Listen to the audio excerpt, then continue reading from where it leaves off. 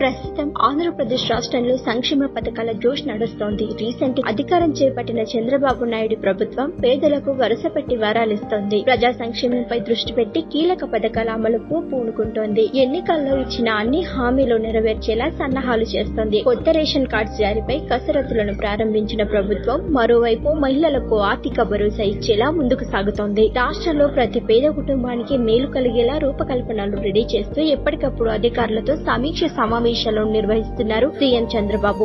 ఈ క్రమంలోనే మహిళలకు నెలకు 1,500 రూపాయలను ఇచ్చే పథకాన్ని త్వరలోనే ప్రారంభించనున్నట్లు చెప్పారు సీఎం. రాష్ట్రంలో 18 సంవత్సరాలు దాటిన ప్రతి మహిళకు నెలకు 1,200 రూపాయలు ఇస్తామని కూటమి ప్రభుత్వం ఎన్నికల్లో హామీని ఇచ్చింది. దానిపై కసరత్తులు చేస్తూనే తాజాగా మరో గొప్ప పథకంపై దృష్టి పెట్టారట. తల్లికి వందనం పథకం అమలుపై కీలక నిర్ణయాన్ని తీసుకున్నారు చంద్రబాబు. తల్లికి వందనం పథకంలో భాగంగా రాష్ట్రంలో బడికి వెళ్సిన ప్రతి విద్యార్థినికి 15,000 రూపాయలు ఇవ్వబోతున్నారట. త్వరలోనే ఈ డబ్బులు విద్యార్థి తల్లుల అకౌంట్ లో జమ చేస్తామని ప్రభుత్వ వర్గాలు చెబుతున్నాయి. వీటికి సంబంధించిన అధికారులతో మాట్లాడిన మంత్రి నిమ్మల అతి త్వరలో మరిన్ని వివరాలను ప్రకటిస్తామని చెప్పారు. ఎన్నికల్లో ప్రకటించిన అన్ని హామీలను ఒక్కొక్కటిగా నెరవేరుస్తామని ప్రభుత్వం అందుకు కట్టుబడి ఉంటుందని మరోసారి చెప్పారు. అయితే ఇప్పటికే మెగా డిఎస్సీ, పెన్షన్ల పెంపు వంటి హామీలపై సీఎం చంద్రబాబు సంతకాలు చేసిన సంగతి తెలిసిందే. ఈ మేరకు విధి విధానాలు రెడీ చేసి ఆదేశాలను కూడా జారీ చేశారు. ఏపీలో నిరుద్యోగ సమస్య ఉండకూడదనే కోణంలో నిర్ణయాలను తీసుకుంటున్నారు. మరోవైపు మహిళలకు ఉచిత ఆర్టీసీ బస్సు ప్రయాణం అందించడంపై కూడా సీఎం ప్లాన్స్ చేస్తున్నారట. నిజానికి